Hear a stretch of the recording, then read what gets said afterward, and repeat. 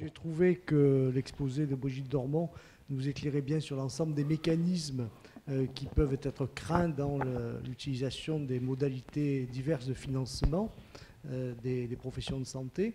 Mais moi, je voudrais faire quelques remarques autour d'autres personnages de notre système de santé et pas nécessairement la seule médecine libérale. Alors, autour de ce problème de financement, moi, je trouve qu'il y a un paradoxe parce qu'aujourd'hui, on est amené à critiquer le paiement à l'acte pour les généralistes et les spécialistes libéraux, alors qu'à l'hôpital, on a fait l'inverse. C'est-à-dire qu'il y a une quinzaine d'années, l'hôpital était au budget global, une sorte de dotation forfaitaire, et aujourd'hui, il est au paiement à l'acte, puisque la T2A, enfin, ça correspond à l'échelle d'un hôpital, hein, il faut faire une translation d'échelle, mais ça correspond à ce que nos hôpitaux sont payés à l'acte. Je n'ai pas l'impression que ça ait changé grand-chose à leur déficit. Bon, sauf qu'il y en a peut-être un peu plus aujourd'hui que ce qu'il y avait du temps de budget global, puisqu'il y avait des hôpitaux qui gagnaient beaucoup, qui ne faisaient pas grand-chose. Moins facilement. Voilà, on débat sur facilement. Donc, je pense qu'il faut s'interroger sur aller dans un sens ou dans l'autre. Ce n'est pas évident que ce soit une solution. Et je m'interroge aussi sur la mixité. Bon, apparemment, c'est une bonne formule, mais peut-être aussi que ça risque d'accumuler des défauts plutôt que des qualités.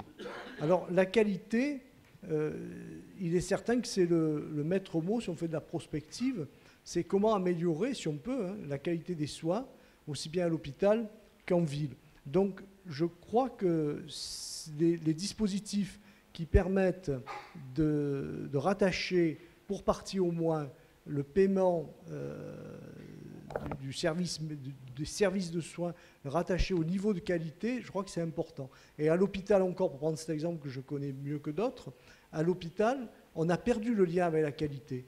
Parce que du temps du prix de journée, enfin, je ne dis pas que c'était le miracle le prix de journée, mais du temps du prix de journée, il y avait des prix de journée différents qui étaient fonction éventuellement du niveau d'équipement dont disposait l'hôpital ou la clinique. Aujourd'hui, la T2A, sauf les différences qu'il y a entre public et privé dues au financement des honoraires qui sont compris dans le prix à l'hôpital, il n'y a pas de différence. La même intervention chirurgicale sera payée pareil partout, alors que peut-être il y a des niveaux de qualité qui s'imposent. Donc, comment rompre ce paradoxe et comment améliorer le financement en fonction de la qualité. Alors, une autre remarque sur les patients. Les patients, ils sont soumis à une double peine, et moi je me réjouis comme vous de l'abolition, enfin je sais plus là, du tiers payant généralisé, plutôt, tiers payant généralisé, parce que c'est quelque part indigne pour le patient de penser qu'en payant quelque chose qui va lui être remboursé quelque temps après, bon, je vais le prendre pour un imbécile, hein, quelque part, donc enlever ce système, je trouve que c'est pas mal. Mais le patient, il est aujourd'hui soumis à deux types de tickets modérateurs. Celui qu'on connaît bien, hein, qui est en espèces sonnantes et trébuchantes, et qui se fait rembourser, on va y revenir, par sa mutuelle. Bon. Et d'autre part, un ticket modérateur, moi que j'appelle en nature, qui se développe insidieusement. Par exemple, quand on loue l'intérêt de l'hospitalisation à domicile, c'est accepter que la famille du patient va mettre la main à la pâte, comme on dit, les aidants vont travailler pour soigner en quelque sorte ou aider à soigner le patient. Alors ça, c'est pas chiffré, hein, mais ça correspond à un ticket modérateur, un reste à payer en nature et non plus en espèces. Donc autour du patient, ne faut-il pas discuter de deux éléments qu'on avait abordés il y a quelques années au Comité de la santé publique, le panier de biens et services, améliorer peut-être sa définition de manière globale, y compris la prévention, et puis peut-être réfléchir, comme ça a été fait en Allemagne, à la notion de bouclier sanitaire qui empêche que le reste à charge du patient puisse dépasser des taux trop élevés. je crois qu'en Allemagne, il doit rester inférieur à 2% du revenu chaque année et à 1% si on est en maladie chronique. Donc peut-être ce type de dispositif pourrait être intéressant. Alors vous me direz, ce dispositif, il va lancer une certaine, peut-être, il va augmenter la demande induite. Si le patient paye moins, il va vouloir dépenser plus. Mais moi, je crois que c'est l'inverse.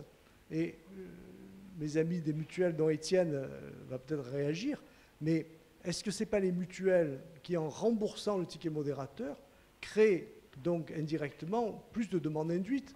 Parce que le patient se dit, du moment que j'ai payé ma mutuelle, maintenant que les portes soient ouvertes. C'est ce qu'un article fait par des équipes suisses a mis sur le tapis. Donc, puis pour rebondir sur les mutuelles et sur le financement des organismes d'assurance maladie, y compris la sécurité sociale, je crois que de temps en temps, il faut regarder quand même aussi combien coûtent et sont-ils efficients nos systèmes de gestion. Est-ce que notre sécurité sociale est la plus performante des organismes de gestion de l'assurance maladie? Est-ce que telle ou telle mutuelle est plus performante qu'une autre? Parce que c'est aussi un facteur de dépense, hein, l'administration, etc. Donc je crois qu'il faut à nouveau s'interroger, puisqu'on veut améliorer l'efficience, sur la multitude des régimes de sécurité sociale qui ne sont toujours pas suffisamment, qui ne mettent peut-être pas aujourd'hui suffisamment en commun, et puis également sur le rôle de la demande induite avec la généralisation des mutuelles. Alors, un dernier mot sur les inégalités sociales de santé. J'ai eu l'occasion de lire, puisqu'on est dans les jurys tous les deux, une thèse qui a été faite à Montpellier, je crois sous la direction de Jean-Paul Ortiz. Et cette thèse d'une géographe de la santé, qui a fait une enquête sur les généralistes, sur 500 généralistes et sur 2500 patients, montre que les freins au recours aux soins, d'après cette enquête, ce n'est pas tellement les problèmes de freins à la dépense financière ou de freins au déplacement géographique, mais c'est les conditions d'attente dans le cabinet, c'est l'attente trop longue dans les cabinets, et c'est la difficulté à avoir un rendez-vous. Exemple, le gynécologue qui donne un rendez-vous à 6 mois. Voilà. Donc peut-être que l'idée générale qu'il y a des refus de soins et des non-recours aux soins, lorsqu'on cite, on cite toujours à peu près les mêmes exemples, c'est les lunettes et les soins dentaires. Bon, peut-être que dans les autres soins, j'espère, il y a moins de non-recours aux soins. Donc, vous voyez l'ensemble de ces réflexions qui sont destinées peut-être à réfléchir sur l'ensemble des acteurs et pas sur un seul type d'acteurs. Et puis, en matière de système de santé, à prêcher peut-être pour la simplification aussi. Moi, j'ai vu le PMSI qui, au début, a commencé avec 500 groupes homogènes de malades. Il y en a plus de 2000 ou 2500 aujourd'hui. C'est une usine à gaz, on perd du temps en paperasserie. Est-ce que vraiment ça sert à quelque chose, hein? Et puis, le système de remboursement aujourd'hui, personne ne comprend rien. Il y a 1 euro par-ci, 1 euro par-là à donner, l'un au pharmacien, l'autre au médecin. On en récupère la moitié d'un. Enfin, c'est très compliqué à comprendre, c'est peut-être trop compliqué. Donc, simplification. Et puis peut-être aussi, ça a été dit, stabilité du dispositif. Les hôpitaux, le PMSI, il sert à ajuster l'enveloppe de l'ONDAM. Et qu'est-ce qui se passe? Chaque année, il y a des réglages qui sont faits, qui changent le tarif de tel ou tel GHS. L'hôpital, s'il voulait vraiment s'adapter dans une perspective économique, il ne peut pas, hein, c'est impossible. Donc il faut peut-être que les outils qu'on a servent surtout à un objectif, par exemple développer la prévention, développer les activités comme le font les ROSP, mais il faut que vous veilliez à ce que ces dispositifs restent stables un certain temps, et ça a été dit, afin que ça ne nécessite pas chaque année de réapprendre le mécanisme. Voilà, je vous remercie. Merci, Monsieur Sambuc.